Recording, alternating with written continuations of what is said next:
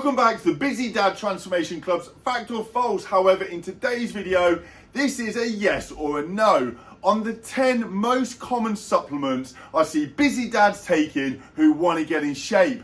Are they going to be giving them a marginal advantage with their results and their training, or are they just simply wasting their money and making their pee expensive? Let's get stuck into it. Here are the most common supplements and whether or not you should be investing in them.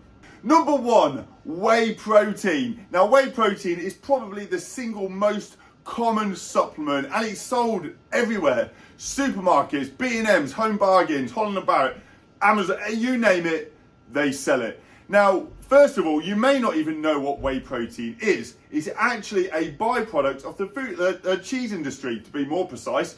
When they separate the curds and the whey through making cheese, beforehand that whey just used to get chucked in the bin until they actually realised how complex it is from a protein perspective and how many amino acids are actually in that product. Now, there are loads, and so because of that, whey protein could actually be seen as a superfood because it has so many different amino acids. So would I recommend whey protein to my clients? Not necessarily. So when you're taking concentrated dairy, like a protein supplement, what that does is it kind of wreaks a little bit of havoc with your microbiome. It can definitely start affecting your digestive health, and you're going to notice that when you're at home, when you're in bed, and when you're in the gym, because you're going to be farting a lot. And you'll always know people who are taking a lot of protein quite simply because they stink. Now, whey protein is a very convenient product in that you don't have to cook a chicken breast, you don't have to fry any mince. You can quite simply get down the gym, have a workout, bosh some water and some protein into your shaker, shake that off, get it down your throat, and you're going to have 30 grams of protein straight away, intravenously, more or less, straight into your bloodstream. Now, that is fantastic for people who struggle to get enough protein from their food. So if you are a really busy dad, you're here, there and everywhere, the protein shakes are a great way to be able to increase your protein easily and conveniently. However, my recommendation here would always be try and get your protein from food sources, okay? It's going to support digestive health, which is going to build your immune system. It's going to allow for more nutrient absorption, and it's going to improve better health, okay? So protein shakes are fantastic if you're stuck for time and you need to hit a protein goal. If you're able to get your protein targets from food, then always go for that first. Next one, multivitamins. Now, anyone who follows me on social media will probably know I'm not a huge lover of multivitamins, and there's a lot of nutritional scientists who would agree with me. You don't need to go too far to find a paper that proves synthetic vitamins are not absorbed into the body. Now, when you take a multivitamin, what you're taking in is the two different types of vitamins. We've got fat soluble, which is broken down within fat and stored within fat tissue, and you've got water soluble, which is broken down within water. So your water solubles are typically B and C, similar to what you find in like a Barocca, and A, D, E, and K are your fat soluble vitamins. Now, if you start taking multivitamins, what you'll notice is your pee comes luminous a couple of hours after taking that product. And that is basically you peeing out your water soluble vitamins that aren't being absorbed by the body. Now, your fat soluble vitamins, A, D, E, and K, are stored in fat cells. They're not removed from the body, they stay in there. And if your levels become a little bit too high, they can become toxic, which again is a risk I don't really see worth taking on a product where it's questionable whether or not the vitamins are actually utilized in the body. So I understand why people take multivitamins, because it's an easy way to kind of convince yourself that you're looking after yourself because you're taking on all these vitamins and minerals and your body's going to be having a party and you're going to be feeling great. But actually what you're really doing, if you was honest, is you're trying to regain control of your health by making absolutely zero effort to doing so. You don't need to change your daily habits, you don't need to do any exercise, you don't need to improve your diet, you don't need to improve your sleep or your hydration. You just chuck a couple of pills down your throat and you make yourself feel better. You're lying to yourself and you're wasting your money. So my number one product here from not to take is multivitamins. If you're wasting your money on them, stop it.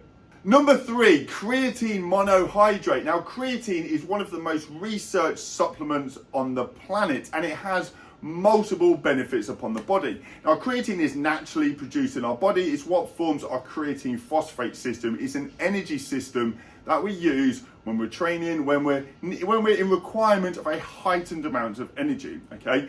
Now, the problem is when you're using your creatine phosphate system, your strand of energy contains 3 different phosphates, and through the production of energy, you're burning one off, which leaves 2 and leads to energy depletion. When you're taking creatine monohydrate, what you're doing is replacing that 3rd phosphate, which means you're able to train for longer, you're able to train at a higher intensity, and this is thus going to improve the results that you get from your time invested into the gym. Now, not only that, but creatine always does wonders cognitively as well, helping to improve cognitive function and the development of neurotransmitters within the brain. So creatine monohydrate is definitely one of the supplements I would highly recommend everyone to take, even if you're not hitting the gym. But if you are taking creatine and you're not going down the gym, you might as well do so, because you're probably missing out on some gains that you're otherwise not going to get. So creatine monohydrate, definitely, but make sure you increase your water intake, because your intracellular water retention levels are going to increase. And if you don't, it could lead to dehydration and pressure on your kidneys. Next one, omegas 3, 6, and 9. You see adverts all the time on social media, on TV for like this company called 7Cs, and they're always trying to push their omega 3 supplements. Again, stop wasting your money. Here's why. Omega 9 is produced in your body, so you don't need to worry about that. Omega 6, your body is you're highly likely to have a heightened level of omega-6 in your body anyway if you live in the Western world, because that typically comes from oils, and we have a lot of oil in our food, whether that's rapeseed oil, olive oil, avocado oil, there's coconut oil, there's lots of oils in the food that we're eating which contain omega-6. And if you eat any type of fried food, it is going to be covered in omega-6. So actually, we probably have too much of that in our diet. The only one that our body requires, which we don't have, known as a non-essential fatty acid, is omega-3. And so if you are going to supplement an omega to increase your essential fatty acids, then you're going to want to supplement omega-3 as opposed to getting a combination one of omegas 3, 6, and 9, because the other 2 you don't need to worry about. But if you do want to take a product like that, I wouldn't personally recommend it to my clients, because I don't think there's any requirement to. But go for an omega-3 as opposed to a blend. Okay, next one, pre-workouts. Now, people, gym bros, guys that have been training for a while, probably have experienced pre-workouts, and they kind of love that buzz that you get. Now, you have different types of pre-workouts, okay? You get highly caffeinated ones, which are just there for pure energy. You get ones that are really high in vitamin B, like 1,000, maybe even 2,000 times your recommended daily allowance of vitamin B. And the reason for that is it's a vasodilator, so it increases your blood vessels, allows more blood to flow into your muscle, which allows for a greater pump and more oxygen delivery, okay? Which allows you to push a little bit harder when you're training. And if you are in the gym lifting weights, it does feel great to have that increase in energy and that increased pump, because you're going to be looking in the mirror and you're going to be looking absolutely jacked. Now, the problem with pre-workouts is your body can easily build a resilience to it, okay? If you take it too often, your body's going to build up that resilience, and now suddenly that effect isn't going to be quite as strong. So people that are taking pre-workouts before every workout, I would probably stop doing so, because you're actually not going to be getting what you want from that product. Pre-workouts are perfect for when you've had a really busy day, you're tired, but you want to hit the gym and you want to get a workout in, but you just can't seem to muster up the energy to do so. Have a pre-workout, 30 minutes later, you're going to be in the gym, you're going to be absolutely buzzing. Would I recommend pre-workouts to my clients? No, I wouldn't, unless they were really struggling with energy, and we've looked at all other daily habits that have been impacting energy production to improve that. The pre-workout would then be added in just simply if they've had a particular busy day, and I would rather them not miss a workout. So make sure you use pre-workout for actually what it's designed for, and that is not to enhance every single workout that you do. Okay, next one, probiotics. Now, I'm a big fan of probiotics. I'm a big fan of anything that improves digestive health, whether that be kefir, whether that be sauerkraut, any type of fermented food, anything that is going to improve your microbiome, I'm a massive believer in. And the reason for this is quite simple. Your gut is responsible for so much in your body. 90% of your immune system is held in the gut. Your body's ability to break down food and absorb nutrients is responsible in your gut. Your energy levels are responsible in your gut. And so when you're looking to improve your health, not even looking at building muscle, reducing body fat, or anything else, or improving cardiovascular fitness, when you're just looking at overall health, the number one thing that you could do to improve your health was improve your digestive health, okay? And anything that's going to help you do that is going to be a win-win situation. So, but however, probiotics, they can be very expensive, and like multivitamins, they can be completely useless. The problem with probiotics is they struggle to get past the acid in your stomach. Where they need to get to is your intestinal tract. They need to start targeting your good and your bad bacteria so that you can increase the amount of bacteria that's in your gut, and you can start to have a level good to bad bacteria, which would be an ideal scenario. The problem with probiotics is they don't get past your stomach acid, and so actually the product that you're paying money for is actually just destroyed in your stomach.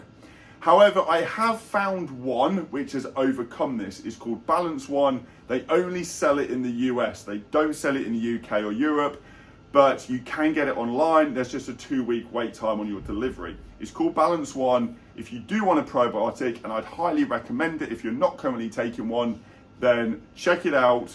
Give it a purchase. It's probably the #1 supplement that I recommend all my clients to take.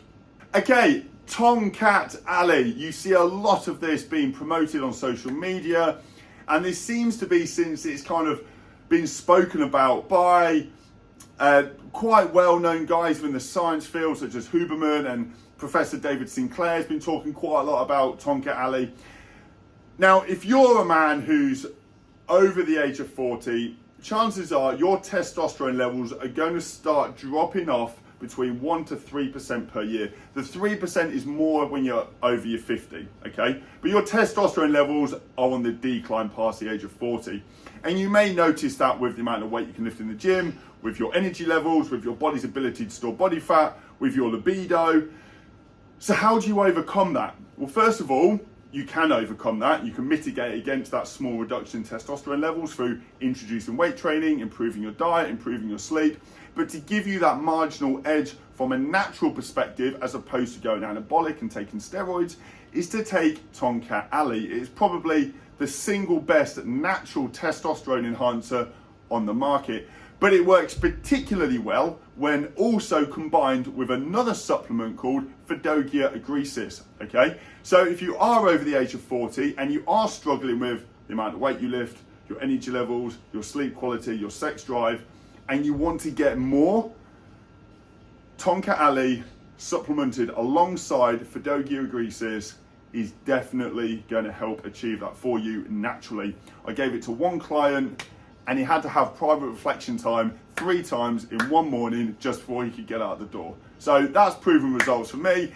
I recommend all my guys to take Tongkat Ali and Probiotics agresis because they want to change their physique, they want to build muscle, and so a heightened level of natural testosterone is definitely going to help them achieve that. And let's be honest, you don't want to be sticking pins into your butt and getting roid rage. So this is by far a better and more healthy alternative. Okay, next one, collagen protein. Now, this is something that you'll probably see a lot of in your wife's beauty products. They put it in creams, makeup, everything, because apparently it takes wrinkles out your face. I don't know much about that, but it is fantastic for your hair, skin, and nails. So you are going to look beautiful if you start taking collagen. Again, that's not why I recommend my clients to take it, and I do recommend my clients to take collagen.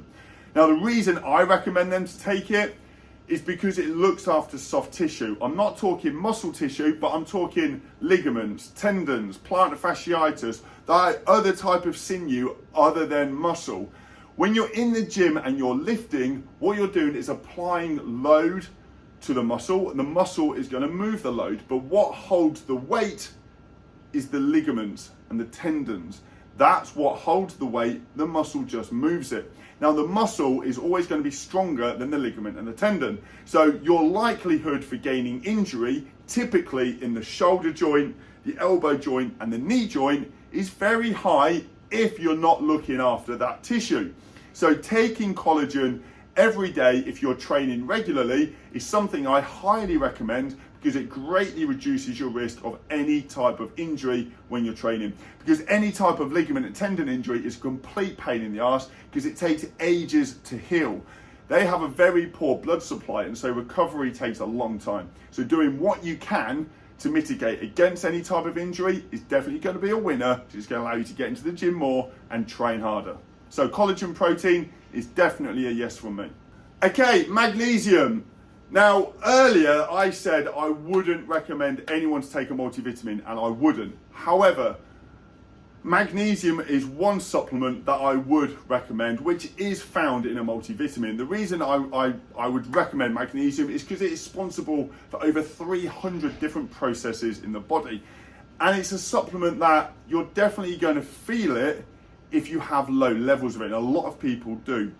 So when it comes to improving your health, improving your sleep quality, energy production, amongst others, magnesium plays a key role in this, and it can be quite hard to get sufficient levels of magnesium from your diet alone. So I would recommend taking a good magnesium supplement. And I say good because there's a lot of NAF supplements on the market. Typically anything sold by Holland & Barrett or Amazon is a no-go.